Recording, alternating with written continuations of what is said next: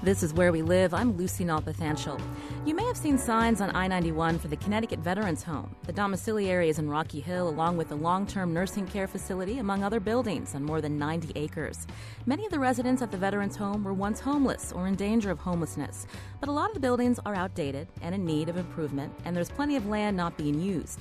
Today, Where We Live, we'll talk with Connecticut's Veterans Affairs Commissioner, Sean Connolly, about a recent consultant's report that identifies ways the state can better use the property to serve veterans. Lieutenant Governor Nancy Wyman also joins us. She's been leading the governor's working group to improve the Rocky Hill campus. We'll also take a broader look at how Connecticut is meeting the needs of its changing veterans demographic and get an update on local advocacy efforts with Michael Zakea, a retired Marine Lieutenant Colonel and Iraq War veteran. You can join the conversation, 860-275-7266. Comment on our website, WNPR.org/Where We Live. You can find us on Facebook and Twitter at Where We Live. First off, I want to welcome Commissioner Sean Connolly and Lieutenant Governor Nancy Wyman to Where We Live. Good morning. Good morning, Thanks for Lucy. having us. So, for our listeners who are unfamiliar with the Rocky Hill campus, again, I think a lot of us see that sign on I-91 heading north, but for those of us not familiar, tell us about the history of the Veterans Home and what else is there. Commissioner? Sure. Well, it's important to note that Connecticut actually led in the nation back in 1864 with the first veterans home in the nation. That was actually out in Darien, Connecticut. Fast forward to the late 1930s, Connecticut started a construction project and opened up the campus in Rocky Hill in 1940, moved our veterans from Darien to Rocky Hill. So the campus in Rocky Hill really goes back to 1940. And obviously there's a lot of history. Can you talk, Lieutenant Governor Wyman, about getting called to chair this working group by Governor Malloy to really improve that campus, maybe to connect it better with the community to improve the services there? Yeah, it's very interesting. We learned a lot after Vietnam. We learned a lot that we should be doing more for our veterans. And the governor really feels this a strong need to help out as much as possible. The veterans that we have coming home now are different than the ones we had before. But when we look at the Rocky Hill campus, we look at some beautiful campus of, like you said, about 92 acres. It was built in the 1940s and stuff, but the fact is, and it really hasn't been updated and modernized the way it should have been done. And so we're looking at veterans that are living in dormitory-looking places instead of having a one apartment, a room with a bathroom in it. Not a big apartment or any of that, but even a room, their own room with a bathroom in it. Now, we should be doing that. And so when we looked at the buildings and saw this, we immediately, the governor said, let's get people together. So we got people from the nonprofit world, from the business world, from the veterans themselves, people that are living there, and there are veterans that live there and those that are off campus, and all sat down to start looking at what we should be doing and hired somebody to come in and give us an assessment of how and what we can do with this beautiful piece of property. Some of the buildings are historic buildings that we can't do anything with. Then there's others that we probably should be taking down. So we're looking at that and still studying the study to see what we can do. But one of the first things we will do is modernize it. We'll hear more about that consultant's report in a few minutes. But Commissioner Connolly, Lieutenant Governor Wyman touched on this about the demographics.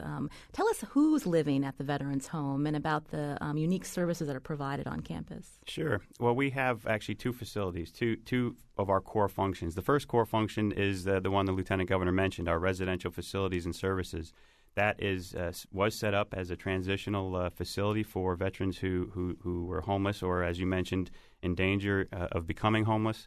Along with that service of having the facility there to live, we, of course, provide meals, but we also provide our veteran service officers that help those veterans access the benefits from the federal VA that they've earned and deserved. We team them if they need support from substance abuse support services we've recently teamed with the Department of Mental Health and Addiction Services, our sister agency, to provide those services as well. We've teamed with the Department of Labor to provide our veterans the services they need to get to employment. So a lot of activity going on in that arena. We also have the healthcare center. I mentioned going back to 1940 that the campus was established in 1940. There really hasn't been a lot of work done since 1940 except for a major project in 2008 when the Levittow Healthcare Center was established, and that's really a gem on campus. And we have 125 beds in there for long-term care, chronic disease care for veterans who need that level of care, and we're really proud of that facility as well. When you look at the residential footprint, I mean, how full is it now, and what's the age range of the veterans you're serving and helping? For the residential facility, it's about 200 plus of veterans who are currently on our campus. The age range, it's a higher percentage of those are 60 and above, and so we're serving that population in that facility. As we move forward and as we look at the demographics that came out of the report, while our veteran population in Connecticut overall will go down, the older segment of the veteran population will increase, and so we're starting to think about what services are those veterans going to need, thinking in terms of assisted living services and those kinds of things for that population of the veteran community. I understand from reading the report that 80% of the residents there now have stayed for more than a year. Another 60% have been there 3 years or more.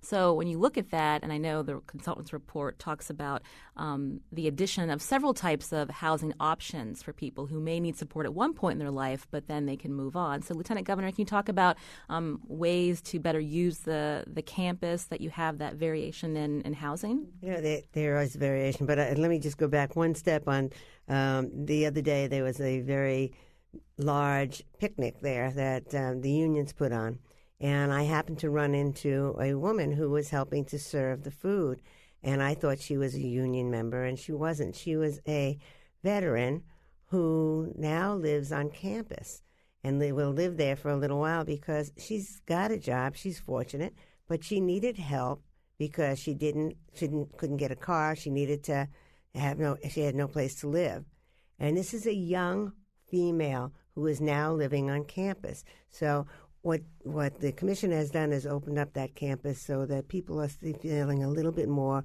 invited into it. And so I want to commend him on that. But as we look at the kinds of housing, we have to continue to look at, as the commissioner talked about, assisted living for some people. We have some private houses right off the campus, and maybe we have to be looking at more of that for families.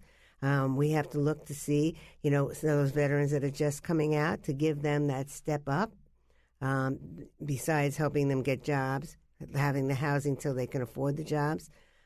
Yes, we are the second state in the nation to end homelessness for our veterans, but we have different ways of doing that. And I think that's what our whole idea of the Veterans Home and Hospital is becoming, more and more of adjusting to modernizing the services that we give. The same year that Governor Malloy established the Rocky Hill Working Group, there was a legislative committee that looked at the Veterans Home, the Program Review and Investigations Committee. Some of their recommendations were highly critical when they looked at, again, transforming the residential options so you have transitional and permanent supportive housing, improving substance abuse treatment services, having more social workers work with the population. I think that there was a concern about less staff. So how have you been improving on that since those recommendations came out? Sure. One of the key ideas that you mentioned was social work staff and the number of social workers per veteran. One of our proudest accomplishments, and we're proud of a lot of our collaboration and partnerships over the last 16 to 18 months. But one that helps the veterans right there on campus is our partnership with Chrysalis. And through our partnership with Chrysalis, we've added up to 5 case managers, and those case managers are there on campus in our facility, there to meet with the veterans who live there. And so that we're meeting with them more frequently, we're helping them identify their goals and objectives, whatever they may be, whether they be long-term housing, education, financial goals and objectives, but meeting with them more frequently, helping them to remove the barriers for reaching those goals and objectives. And so we've been excited about that partnership as well.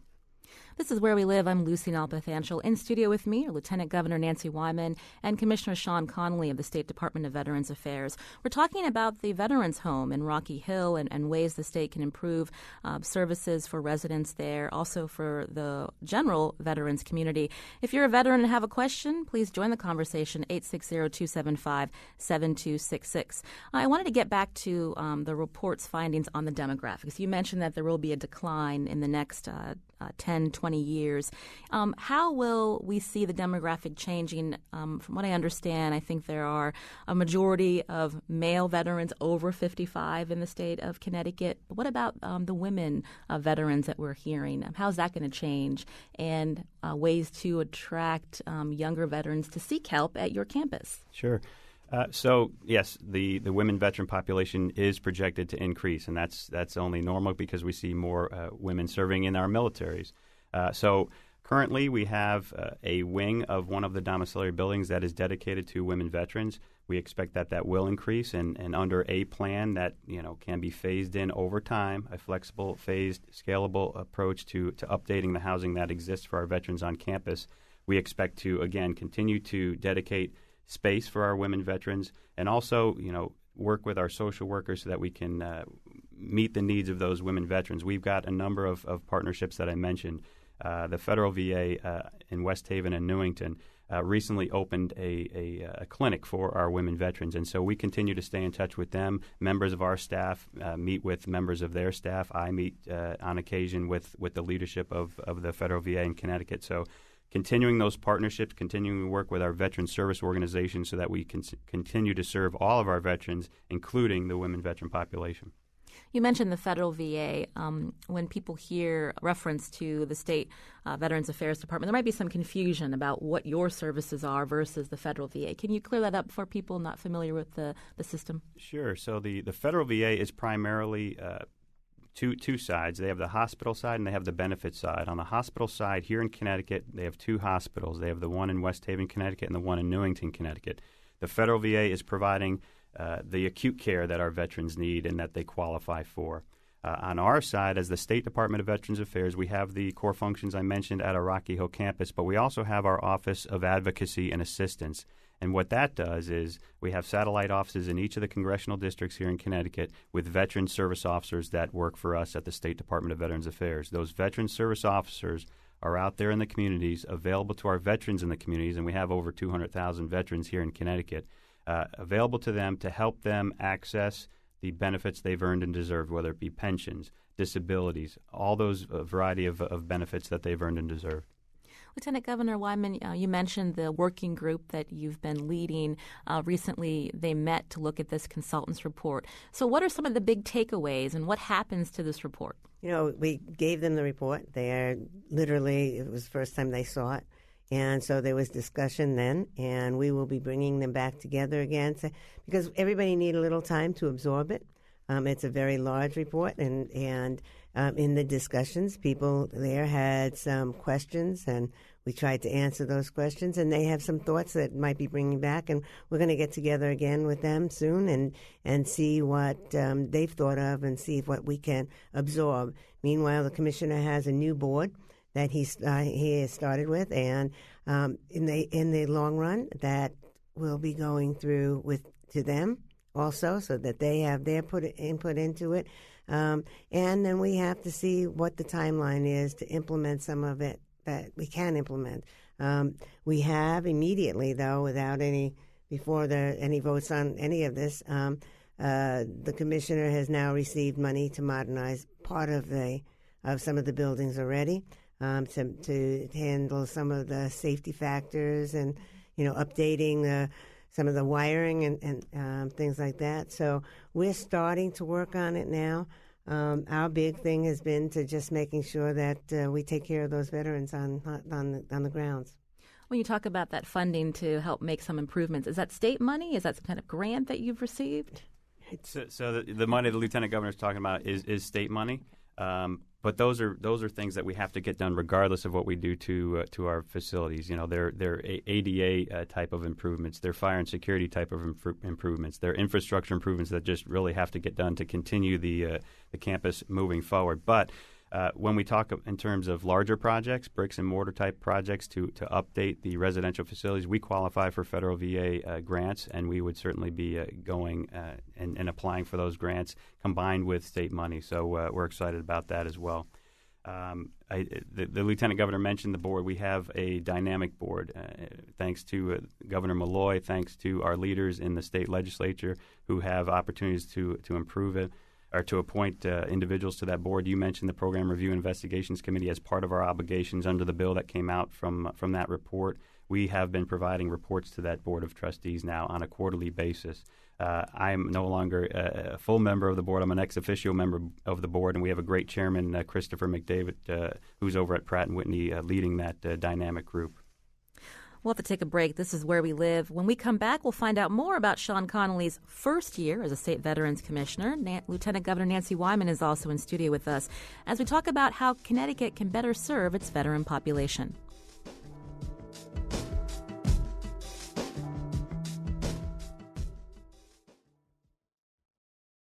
This is Where We Live. I'm Lucy Nalpathanchel. Connecticut's Commissioner of the Department of Veterans Affairs is also in the U.S. Army Reserve. Sean Connolly is a Lieutenant Colonel serving with the 655th Regional Support Group at Westover Air Reserve Base in Chicopee. Governor Malloy appointed him to be State Veterans Commissioner more than a year ago. Are you a former service member or family member of a veteran and have a question for Commissioner Connolly? 860-275-7266. Comment on our website, WNPR.org/Where We Live, or you can find us on Facebook and Twitter at Where We Live. So, Commissioner Connolly, you've been in the commissioner post for more than a year. How's it been so far? Oh my gosh, has it been a year already, Lucy? That is, it's really hard to believe. It's been a tremendous year for me. It's been humbling. It's been a tremendous honor to be able to serve our veterans. I mentioned 200,000 plus. We do have 200,000 plus veterans all around the state. To be able to serve them, to be able to get around and meet them where they are in their communities has been really a huge honor for me. We've made some significant achievements over the last year plus. We've got a long way to go, but we really are proud of a number of things that we've engaged in. One is our Office of Advocacy and Assistance I mentioned out there in the communities. With our veteran service officers, we are making them more mobile so that they can be out where the veterans are with laptop computers, with mobile phones, with our Veterans Express bus so that they can be in locations where veterans can easily access their services. We've gotten more transparent in our communications. We're on social media. I encourage your listeners to like us on Facebook at CT Veterans Affairs if they don't already, really to see what we're up to, see what we've done, and see where what's coming up as far as significant actions.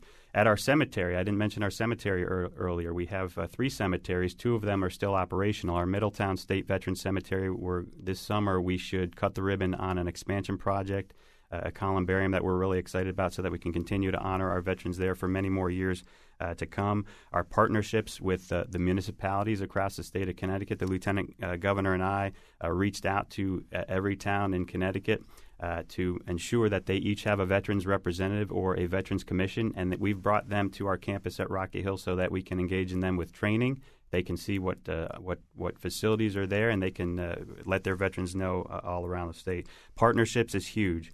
Our veteran service organizations in Connecticut are tremendous. Our American Legion, our VFW, Military Order of Purple Heart, AMVETS, just to name a few.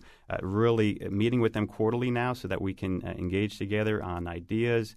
We can move forward together on the same page. We're really excited about that as well. And one last thing I'll mention of many others is our expansion of our internship program. And we've engaged in MOAs, Memoranda of Agreement, with colleges and universities all across the state of Connecticut. We've had almost 30 interns in just this last year at our campus. Speaking of colleges and universities, I want to take a quick call from Maribel. Maribel, briefly, you're on Where We Live. Hi, good morning, Lucy. Good morning, Lieutenant Governor. Good morning, Commissioner. Good morning, Maribel. And what's your comment or question, Maribel? I just wanted to comment that at the state colleges and universities, we have 17 campuses, and at our community colleges specifically, we have over 2,000 veterans, and it's not surprising that there's some of our most highest achieving students. And at each and every one of our campuses, we have what we call Veteran Oasis, which is like a student lounge where veterans can, process paperwork, where they can study, where they can meet other veterans. And at our community colleges, you can enroll right up until the last minute. So you can enroll right up until the end of August or September. And it's just a great opportunity that I think that more people should know about, because we do offer specific services for our veterans all across the campuses, and our schools are rated some of the top military-friendly schools in the country.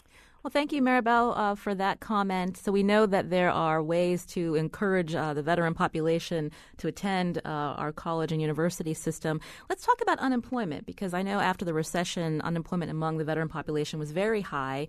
Lieutenant Governor Wyman, what's the state doing to help combat that statistic? And let me also add to what Maribel said. We also have 100% tuition waivers for some of our veterans in our state colleges and universities.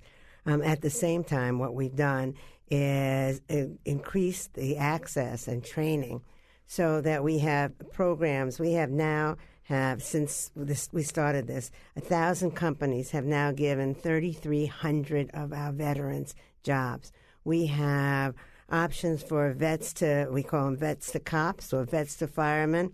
The Step Up for veterans is where we go in and help the businesses and pay for the salaries of the veterans so that they can be trained right on the job in the businesses. And at the same time, what we've been doing is in our university systems and in all our university system, those veterans that come in, we will take some of their experience and mark that towards some of the credits that they have achieved. They're called life credits.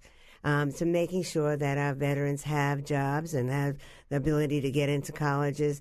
And as Maribel said, that OASIS group is amazing. If you walk in there to see all our veterans sitting there working with each other to get each other across that finish line of graduation. So the state has done an awful lot to try to making sure that we're working with businesses. The other day, the commissioner and I were at a graduation of veterans from the Veterans Home that went from employment platform to employment. They got in there, they were trained, they were given clothes to wear, understood how to go for a job and interview for a job. It's a training program that Joe Carbone down in Fairfield County has been doing for years, and it's right on our campus now in Rocky Hill. So we're out there trying to make sure that they are the happiest.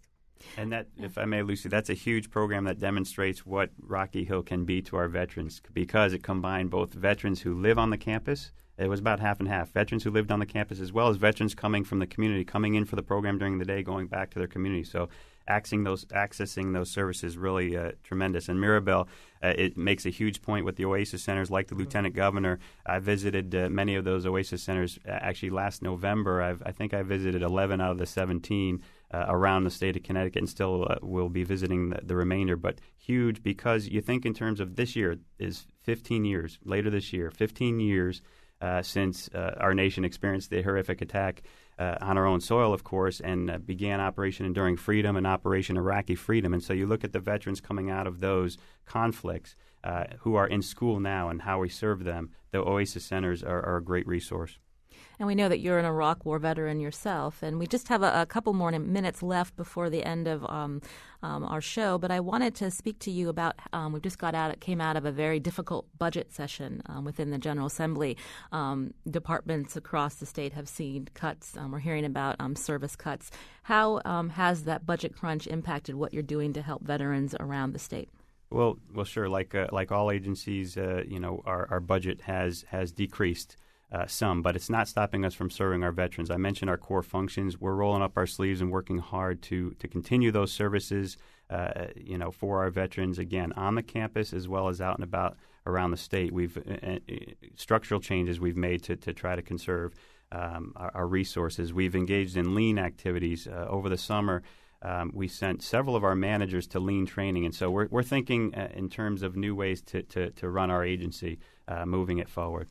Any specific state programs that have been cut that impact veterans and their families? We have not at this time cut any services that we provide at our department. Again, structural changes in how we reduce expenses, things like that. Again, we're almost out of time, but just quickly, I mentioned families. So often there's focus on veterans, and you know this, Commissioner Connolly, but there are lots of caregivers out there for our Vietnam-era veterans, for our recent veterans. How are these families getting support in the state?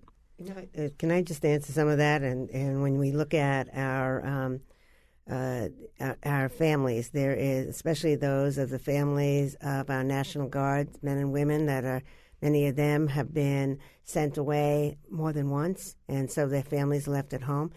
There are services delivered through them also, so that when they're coming home, or even when they're away, that the families are taken care of. There's an integration period, a reintegration period, and so there's programs on that level also.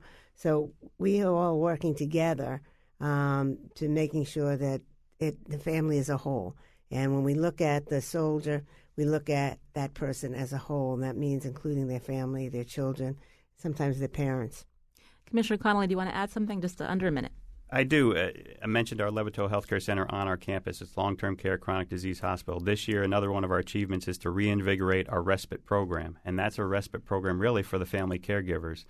Those who are taking care of veterans in their homes can use our healthcare center up to 28 days, take their veteran there, so that allows them time to take care of themselves, take care of other things that they need to take care of, and we're really proud of that program. And finally, our Patriots Landing homes across the street from our main campus. That's set aside for veterans and their families, those who need that transitional housing. And since September, those have been filled 100%. So we're excited about that as well. I want to thank Commissioner Sean Connolly. He leads the Connecticut's Department of Veterans Affairs. Also, Lieutenant Governor Nancy Wyman. So nice to have you in studio. Thank you so much. When we come back, a conversation with one of the state's leading veterans advocates, retired Marine Lieutenant Colonel and Iraq War veteran, Michael Zakaya. This is Where We Live.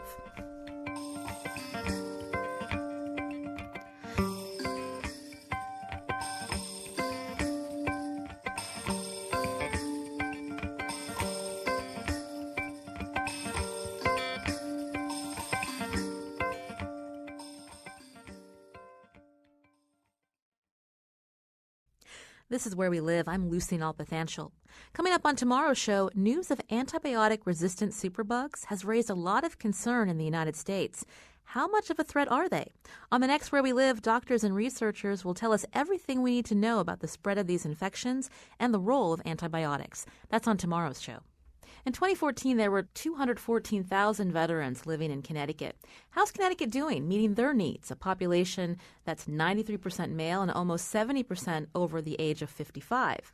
Joining us in studio now is Michael Zakaya. He's a retired lieutenant colonel in the U.S. Marine Corps and a Iraq War veteran.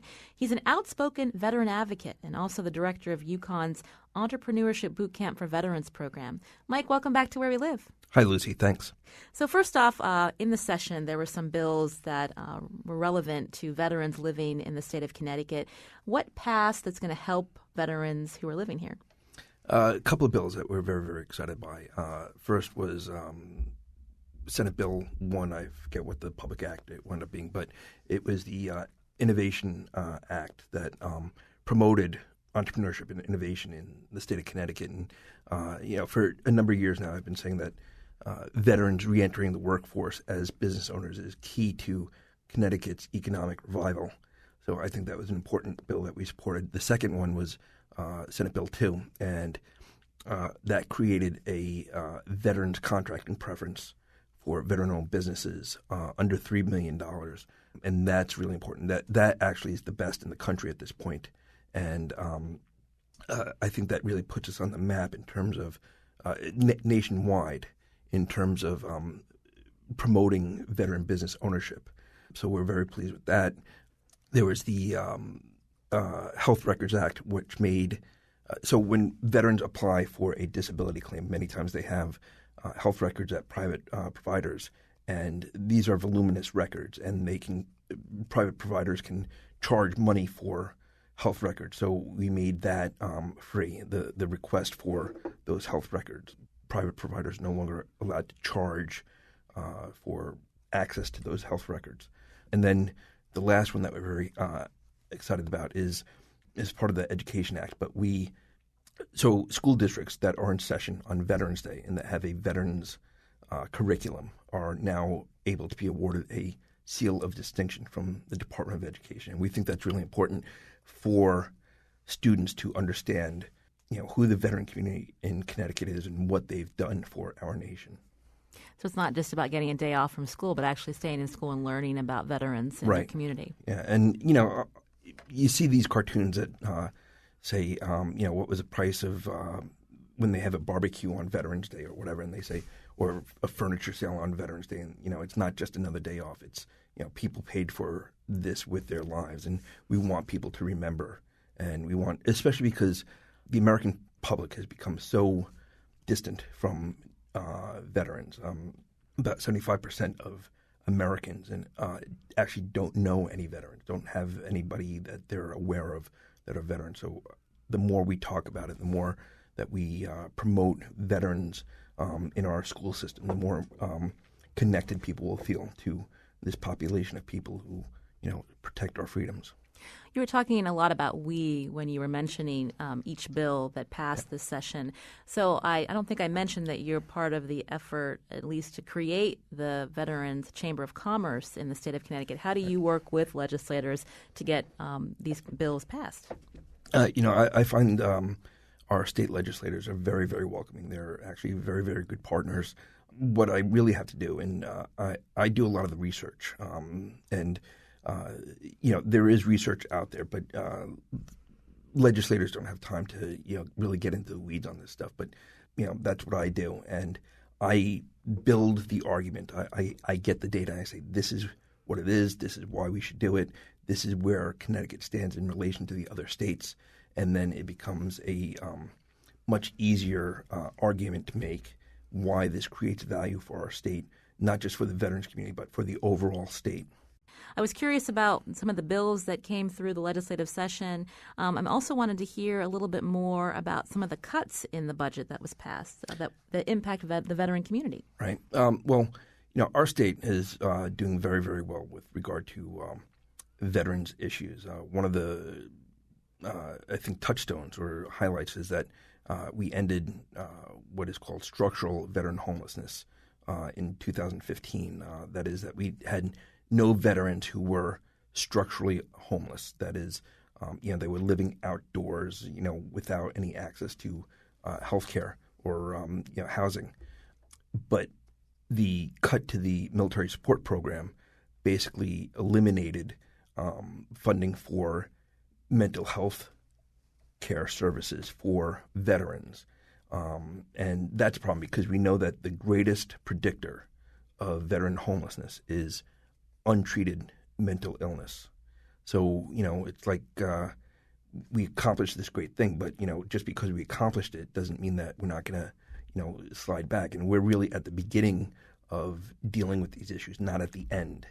And, I hope that those cuts to the mental health care services will be reinstated or reapplied. Because we don't want to slide back. We don't want people homeless. And ultimately what our vision is that we have every veteran in the state of Connecticut is gainfully employed, and every veteran in the state of Connecticut is living in safe, secure, stable housing. You mentioned the military support program. So who runs that program and who would be getting services through it? Do we know? I know the person who runs it. I don't know if I can say their name, but it's a state program that really supports it was originally designed to support the Connecticut National Guard, but it has a larger mission to support veterans who don't necessarily have access to other health care services. So, for instance, people who have less than honorable discharges or who are unable to access the federal VA. And that they're people who really need the services. We know that one of the keys to successful reintegration is timely access to both physical health care and mental health care. So we're going to be planning a future show that's looking into some of the cuts in the budget that relate to mental health services. So we'll be sure to find out a little bit more about that cut that you're talking about. I had met you, Mike, several years ago when I profiled the EBV program for NPR. Again, EBV stands for Entrepreneurship Bootcamp for Veterans with Disabilities. And the premise is that when veterans come home from their service or from deployments and they separate from the military, the premise is that after the recession, a lot of them, the unemployment rate was pretty high for the veteran population. And so this program, and I think it started at Syracuse University, but it would train veterans that they have the skills, and how can you then use those skills that you learned in the military and open up your own business. And so I'm curious, what year are we in now where you've been leading this program, and what are we seeing? You're right. We did start actually 6 years ago. Our first year was 2010. We are in our sixth class. We've graduated 135 veterans. We've started 100 businesses that have produced more than $30 million in gross revenues and 200 jobs. So we're pretty excited about that. In addition, we've helped place 20 veterans into career track jobs, not entry level, but the kind of jobs where they're going to have a lifetime career. And we've helped a dozen veterans get into what I would call career track education. That is a education environment that leads to a career, not just a job. So we're really, really happy with the results of our program. We're going into our seventh year. I am doing accepting applications and doing interviews and building the class for 2016. We have more applicants this year than we've ever had, so the word is definitely spreading and growing. And I have been saying since 2010 that there is pent-up, unanswered demand for entrepreneurial education opportunities. And, that's completely what I'm seeing, is that people really want to start businesses. And I think that's really healthy. There's just not enough resources to, take care of all those people. So that's a great deal of what our challenge is to keep finding ways to, promote veteran entrepreneurship in our state for everybody who wants to be a business owner. So when we hear about someone opening or starting a business, we're here in Connecticut, and we hear often that it's difficult in Connecticut to start a business based on regulation, maybe based on getting capital. So as someone who works with people to encourage them to become small business owners, in Connecticut, what's the reality? It's not as bad as people say. It's actually getting better. And the state legislature and both the state legislature and the executive branch are interested and helpful in trying to lower barriers to entry for a veteran-owned business. What I really think is that this area of the economy has suffered from benign neglect for a couple of decades, and we're just sort of getting to the point where we're saying, oh yeah, we have to do this, and we can create laws and policies that promote this. So there's a lot of opportunity here in Connecticut. I actually believe that, and a lot of opportunity in information technology and small high-tech manufacturing. Obviously, we have a robust defense industry footprint here that does a lot of subcontracting, and traditionally that's why Connecticut has been such a fertile state for veteran-owned businesses. Compared to the other states on a per capita basis, we actually have one of the highest ratios of veteran-owned businesses to veterans in the country. And we're doing things to make it easier. And last year, we were able to get past the military pension is now 100% state income tax free, and all that does is put us on an equal footing with our neighbors: Massachusetts, New York, New Jersey, Pennsylvania. But that addresses a need, which is working age veterans who are between the ages of 25 to 45, who can come here and start a second career business without having their military pensions subject to state income tax. And ideally what they would do is use that money to start their business and to support their the growth of their business. So, we're definitely taking initiative to promote this, and I really think that that's key to our economy recovering, in the next my goal is by 2021. So, ultimately I would like to create 5,000 veteran-owned businesses by 2021. How many veteran-owned businesses are in the state of Connecticut? A total, both fully owned and partially owned, a total of 42,000, but that's according to the 2012 Survey of Business Owners. But that's the most recent data that we have. Mm-hmm. So that comes from the Census Bureau, but also working through the Small Business Administration. I am an appointee to the Advisory Committee on Veterans Business Affairs for the Small Business Administration. And, we deal with these issues on a national basis. And, that I think gives the state of Connecticut an opportunity to compete on a national basis on, this very particular area of the economy. I'm speaking with Michael Zakea. He's the director of UConn's EBV program, also a retired lieutenant colonel in the U.S. Marine Corps and Iraq War veteran. We were talking about the business climate here in Connecticut for veterans. You had told me earlier before the show that there was a recent survey that was done by Wallet Hub, and they actually ranked Connecticut pretty low. So that kind of is contradictory to what you're telling me. So Right. What's your reaction to that? They've been doing – Wallet Hub has been doing this sort of an index for several years now. They weight a number of economic factors for ranking the states according to for which states are best for veterans. And Connecticut ranked in the bottom 10.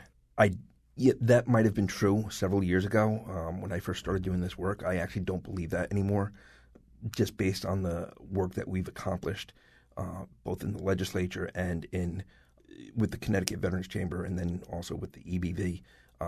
Since we got the Military Occupational Specialty Act passed, veteran unemployment in our state has dropped by more than 50%. Veterans are definitely getting back into the workforce, and there are a lot more support mechanisms, and we're doing a lot to create gateways to employment for veterans, both in the small business economy and in the corporate economy as well. So I really take exception to both to the methodology of the Wallet Hub report, and then to I think that we're not getting our story out. Frankly, I think that we need to do a better job of telling the Connecticut story to veterans. I'm in this sort of, ecosystem. So I get a lot of stuff from the southern states that say, we're attracting veterans, we're doing this, we're doing that, we're trying to bring veterans.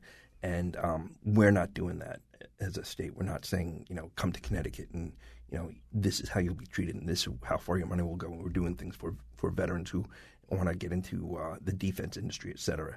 I think we can be doing a lot more.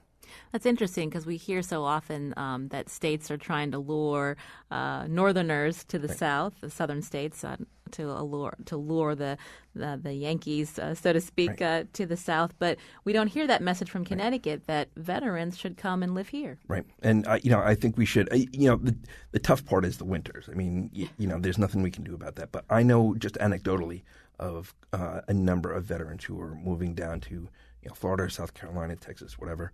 I think that veterans are treated better in Connecticut than they will find that they're treated in South Carolina. And legislatively, that is true. Earlier in the show, we heard from the State Commissioner for Veterans Affairs, Sean Connolly. I'm speaking with Iraq War veteran Michael Zakea. What do you see are the biggest challenges facing veterans who live in the state of Connecticut? I think the biggest challenges are making these connections. The buzzword now is either wraparound services or the warm handshake. A lot of these things are stovepiped. So one person will go to one organization, one service provider or whatever, and they'll fix or address one issue. But then, that's connected to a whole bunch of other issues that, then the veteran has to sort of navigate through a maze of nonprofits and state agencies and whatnot to try to create a solution for him or herself. What we really need to do is these organizations, and there's a model for this that I talk about. It's called the Sea of Goodwill, but it posits a private-public partnership, a partnership between not-for-profits, for-profits, and government agencies to create holistic solutions for veterans. And we're getting there. There's a lot of intra-agency and organizations that are ad hoc organizations that are sort of umbrella that bring all these stakeholders to the table to work together.